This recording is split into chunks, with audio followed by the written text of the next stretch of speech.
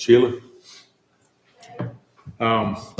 Call this meeting to order, please. November 1st, 2023, special meeting for Southern Shores Planning Board.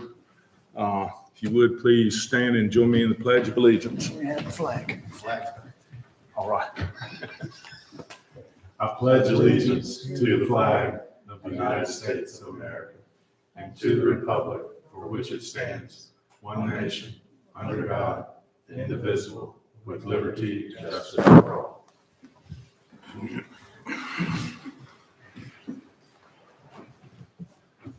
Okay. Wes, have you got anything you need to speak to before we approve the agenda? We have a closed session on the agenda and we have a hearing on the agenda. On the hearing, none of the parties are here other than the town, as you can see. We've been told, do you want to address or? Yeah, so good afternoon, board. This is a little unusual. I'm here right now with this hat on to represent staff, and we were advised late yesterday afternoon that the appellant and a neighboring property owner had reached a resolution regarding kind of the basis, I guess, that spurred the appeal on this matter. We received correspondence from the appellant's attorney advising that they had reached the resolution, but that and they intended to file a dismissal, although their email was not a dismissal. So we requested they draft a dismissal and send it on. He replied he was hoping to have it done yesterday afternoon or this morning or sometime today. So while we fully anticipate a dismissal, we haven't yet received it. I was trying to send an email. I was checking my email again, sitting here trying to see if we received anything. And so I suggested to Wes at the beginning, maybe we start with the closed session and see if he'll respond to my email, just confirming they are in fact dismissing their appeal. I do think procedurally we are here. It was properly noticed. And I think you could convene the hearing and ask the appellant to make their presentation. The appellant is not here, so there would be no presentation. Then we would certainly ask you to affirm staff's decision. So I think we can resolve this today. Either with an email confirmation or a short-circuited hearing, but I will leave that in your discretion since I am here on that matter for staff. Okay, well, so what you're saying is we just proceed on with the agenda as written and go from there. Yes, I think, this is a properly noticed meeting. They did not request a continuance to further assess legal options or anything like that. They just indicated they intended to dismiss. So we can, the board certainly could proceed. And if you'd like me to try to reach out, I can do that while we do closed session and kind of bounce back. But I'll leave that in your discretion. Yeah, that'd be wise. I mean, I read just what you said because I was copied on it too. And yeah, he said, hopefully yesterday afternoon, or at least by this morning. It's 1 o'clock. That's right. Anyway, we'll go on with the agenda as written rather than amended. Sure. So can I get a motion to approve the agenda as written? Jan first. I'll second that. Or Michael. Okay. All in favor? Say aye. Aye. Opposed, none. Okay, public comment. We don't have anyone here wishing to speak, I don't think, that is a member of the public. We have no old business, and new business is an appeal application submitted by Ann Schertzma to appeal an administrative decision to issue a zoning permit and a building floodplain development permit for the property located at 172 Ocean Boulevard. And at this point, if there is no one here representing the appellant, we would not be performing the duties of the Southern Shores Board of Adjustment. And beyond that, I guess we go into public comment again, and there's no one here from the public. So we would have planning board member comments. Anybody have any issue with what we're doing here? And we'll explain it a little bit farther on, but Would we have a motion to deny the appeal? So I guess I would ask, because we are waiting for the dismissal, so we don't end up in if we don't get a dismissal, but you didn't actually render a decision, we would have to notice it again and come back, even though they've made their resolution. I guess the appellant could still appeal staff's decision. So if we want to be sure to put this thing to bed, if you would open the hearing and there is no presentation, and then you can make your decision based on that. okay. Then I'll back up from planning board member comments. We'll scratch that. Public comment, we'll scratch that, and we'll go back up. And we will be, at this point, performing the duties of the Southern Shores Board of Adjustment. Thank you. And so what is your recommendation for our action moving forward as a Board of Adjustment?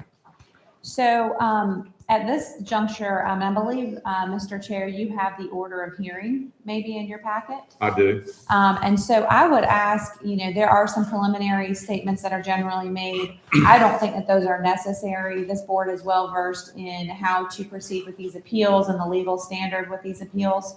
So I would ask that you just accept a motion to enter the hearing, the appeal hearing. And then when there's not going to be any evidence other than staff's statement to please affirm the decision based on the record submitted. So.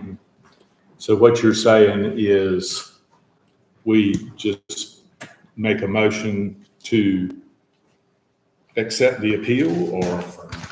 So you would need to enter the evidentiary hearing phase. So in my experience, that's done by a motion. And I don't know if you guys just call it to order here, but a motion to enter the quasi-judicial hearing on the appeal. And then you would be then in the evidentiary portion, I would ask that staff be sworn, and he would be able to request that you affirm his decision because there's no counter evidence. Okay, well, in light of what we received yesterday and thought we were receiving this morning from Mr. Connor, the appellant's attorney, I don't have any information on the appeal because I just assumed there would be none. We wouldn't be getting into this, discussion at all. So I need some papers up here to run that part of the meeting to evidence, unless you want to do it. But I have nothing in front of me. I left my file for this appeal Sure. at home because I anticipated that the rest of the board did not know that this was going to occur, but I did. And I just assumed that we were going to run through saying what needed to be said, that the appellant pulled out of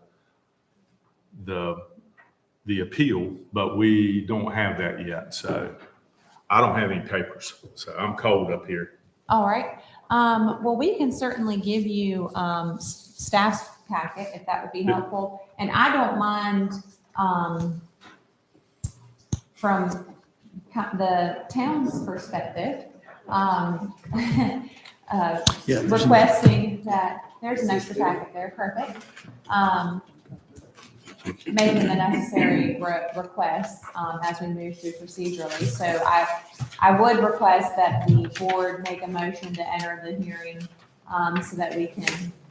I need the order. Oh, I'm sorry. I thought you meant the agenda. I don't have that either. Okay. Yeah. So we'll just follow that. Okay. So Lauren, Yes. we will open up the evidentiary hearing. How, as far as recusal goes, I mean, do we need to run through?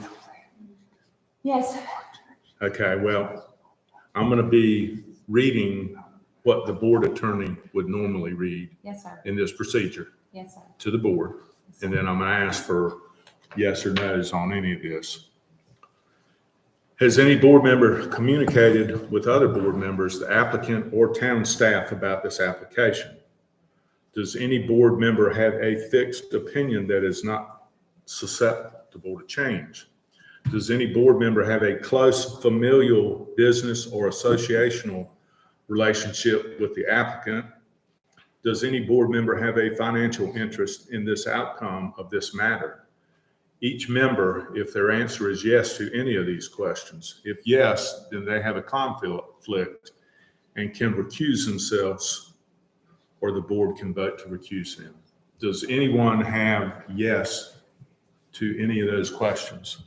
No. Nor do I. So, at that point, we skip over the standing of the appellant. Number two on the procedure there, I would just note that the town did object to the standing of the appellant. I don't think that it was properly pled in her pleadings that she had special damages.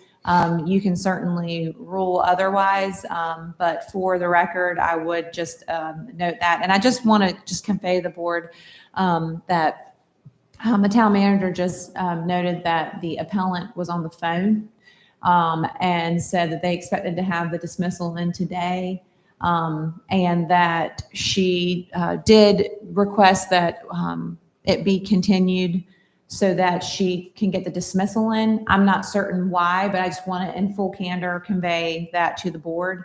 Other than the fact that I guess the appellant could appeal this decision by the board to Superior Court, but they're not here. They've not presented a dismissal, but I did want to convey that to the board, that was communicated to us. So, I mean, this is highly unusual. It is very highly unusual. You know, I'm a little bit lost in the weeds of this, as to exactly what we need to do procedurally to not get ourselves in trouble. Well, if you want to just recess this evidentiary hearing for the time being and see maybe before we end the meeting that we will get a dismissal, we can return or not, and then or you can always just recess it for another time. I'd prefer to recess it until we hear from the appellant's attorney solidly that the appeal has been withdrawn. Okay. Well, then I would just ask that you recess for now, and then we can just kind of return at the end of the hearing, at the end of the meeting today before, and then you can decide if you want to go to another date or what you want to do. Well, do I need to put that in the form of a motion? Yes, I think just recess this matter, this hearing, evidentiary hearing for the time being, and we can return to it later in the agenda. Okay. I move that we recess this appeal application until we hear definitively from the applicant and or her attorney. Can I get a second? Second. Any discussion? Any opposed? Raise your hand if you approve. Thank you. Okay, so we're going down in order to be proper, we're going down the agenda to public comment. There's no one here from the public. We are going to planning board comments. Anyone have any comments at this juncture? I do. I just want to explain because this is all quite confusing. We are going to go into closed session with Lauren. Shut that door, and it's going to be attorney-client privilege with the planning board and Lauren. So we're going to speak to the special use permit, all these questions that you had, and planning board member comments that Wes has put in our place. That's what we're going to do with Lauren. So anyway, that's my comment and my announcement. Wes, you have any announcements? No, sir. Other than your next regular meeting, we'll have the agenda item SUP-2301, and that will be November 20th at 5 o'clock. Okay. do I need to preface any special language for calling a closed session? We would just need a motion to go into closed session and a second and a vote, and it would be, someone would need to say pursuant to North Carolina General Statute 143-31811A3, attorney-client privilege. So whoever makes the motion can just read that. All right. Question. How about our friend over here? She's going to come off the record. Yeah. Okay. I would make a motion to enter into closed session pursuant to NCGS 143-31811A3, attorney-client privilege. That's a motion. Can I get a second? Second. Jan seconds. All in favor? Aye. Opposed? None seen. Okay.